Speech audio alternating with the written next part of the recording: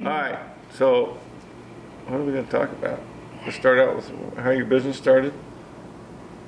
I started, well, to back up just a little bit, in 1993 in November, I had to have new hips, and I knew I couldn't keep doing what I was doing, so that old black sewing machine over there in the corner, I bought that thing, and I was working for McKinsey's in the sheep side of it, and I always wanted a string of mules, a wall tent, and some pack gear, and after spending time in those tents, I figured if I had a sewing machine, I could make one, so I built my first tent in June of '94. So you started with a little shop in Homedale here. Well, actually, the first place I started was in a rental house over there at Johnstone's where we lived, in the basement, about half the size of my office in there.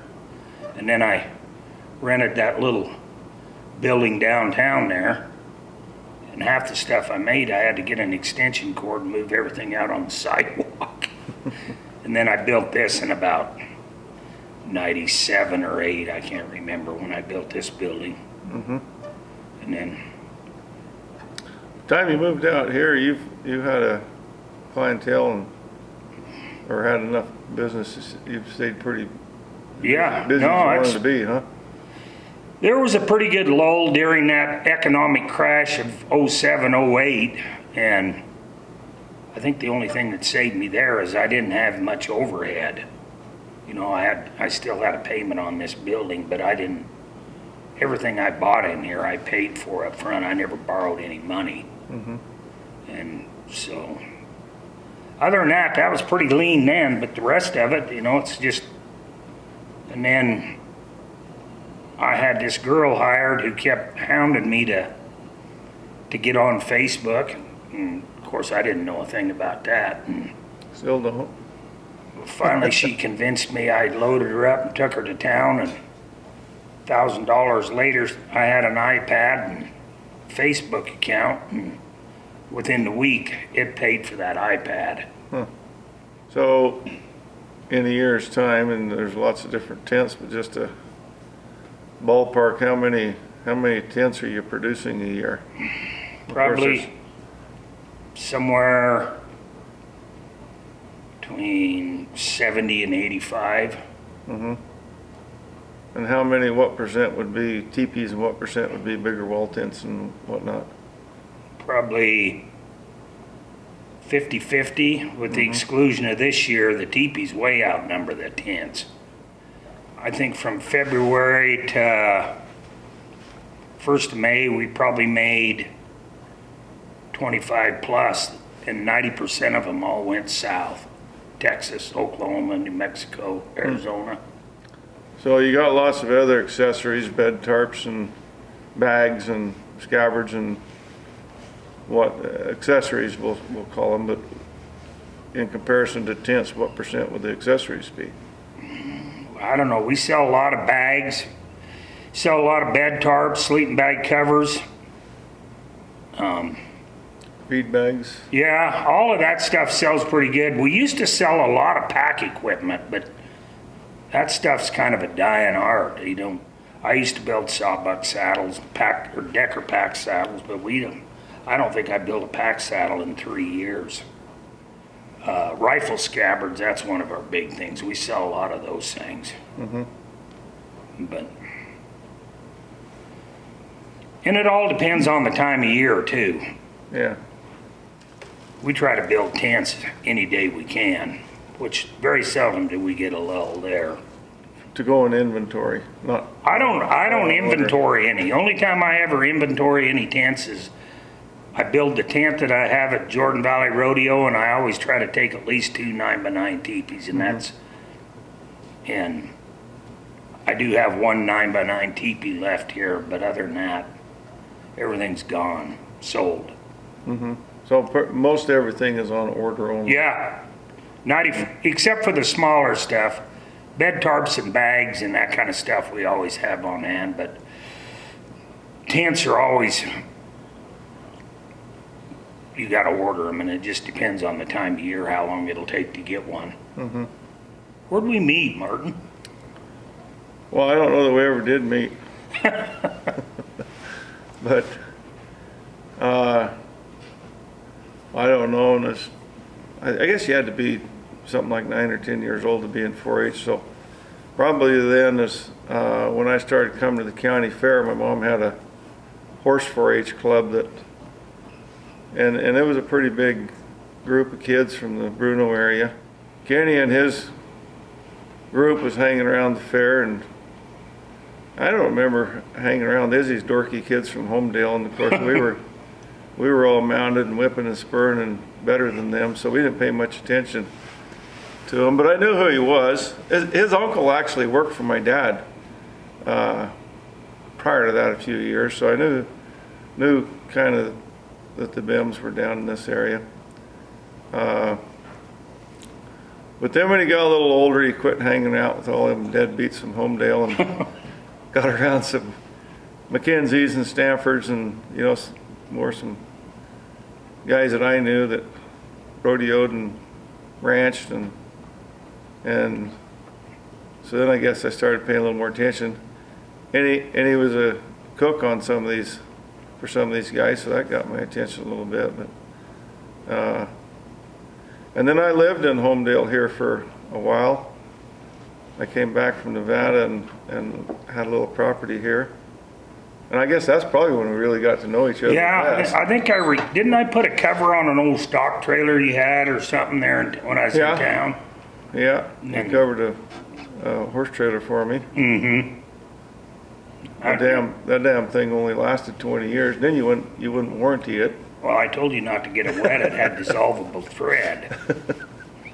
So, yeah. But you put another tarp on it. That's probably been 10 years, and it's still on there, so. I seen it up there the other day when I was there. I guess I got another 10 years before that falls apart. Yeah. Yeah, I was, Bruneau's 90 miles from Homedale. And Kenny said it's on the other end of the county, but he never got to the other end of the county because Three Creek's more, as far as a community, on the other end of the county, and it's got to be close to 90 miles to Three Creek from Bruneau, so it's a long ways across this county. And there's no reason to go there unless you need to go there. It's not on the way by, which a big portion of this country, the west, the kind of northeast boundaries of Snake River, and that's where all the population is. And I don't know, probably half the population of Hawaii County is right here in Homedale. Yeah, it's the biggest town in Hawaii County. They even had a stoplight here for a while, but it's the only place in the county that had a stoplight, and now we don't have one anywhere in the county. We got one 4-way stop sign in town. Yeah.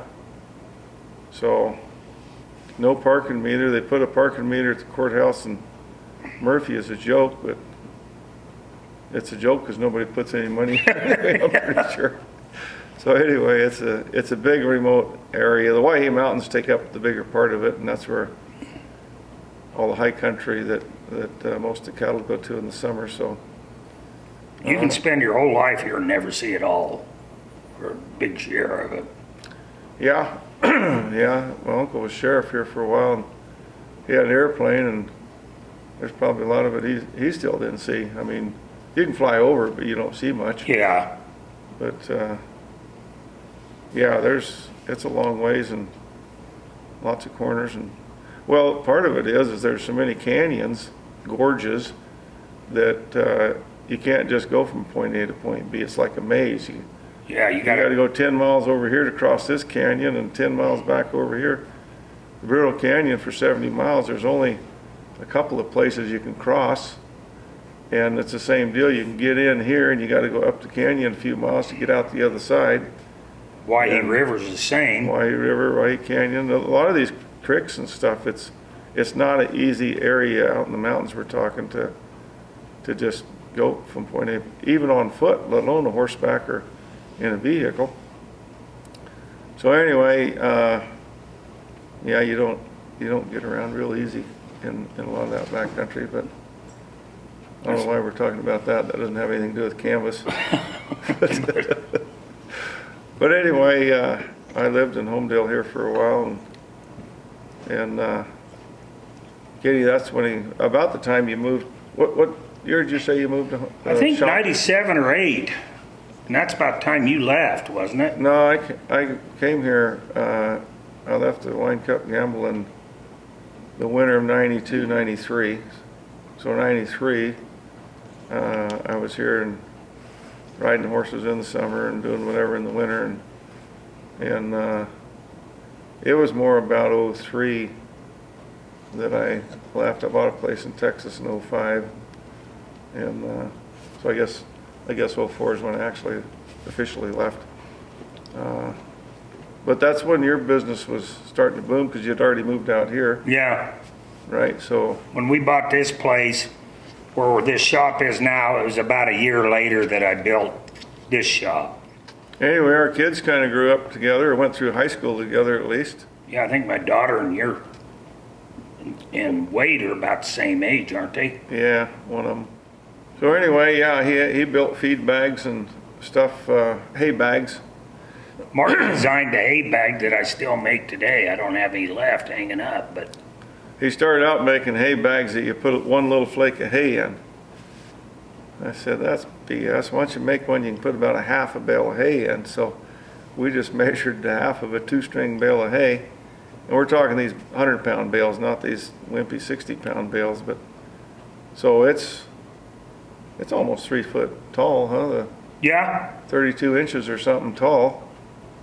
And you can just stick the bale of hay in there and cut the strings, and you got nearly half, if not half a bale of hay you can put in there. And so if you got a horse or two you want to feed for a while, you don't have to be refilling it so often. and they can't waste much the way they're designed. No, that's a good thing about it. I mean, I've seen feed bags, and that's the way I look at everything is, if I was going to do it and make it better, how would I make it better? And yeah, them bags you made, they're, For one thing, those ones you buy in town, you got to struggle to get one flake of hay in them. yeah. By the time you get a flake of hay in there, half of it's on the ground and all over you. Yeah, and then those nets, all the good falls out the bottom of them. Yeah, and the nets aren't, if the horse ever paws and gets a heel of a shoe in there, then he's hanging on the fence, and they're Yeah. built stout enough that they do hang a horse up, and most of them. And I had a hard time tearing yours up. I'll say that. Well, The mice might eat them, or yeah, rats might chew a hole in them, but they're pretty. The straps on them are heavy enough, but again, you and I have both been out and used this stuff, and you know what doesn't work, and so you make it heavier and stouter and better, and so you don't have to fix it. And that's kind of the way I like to do anything. If you do it right the first time, then you're not Yeah. fixing it again, and that's kind of the way a lot of your stuff is. It's built right the first time, so.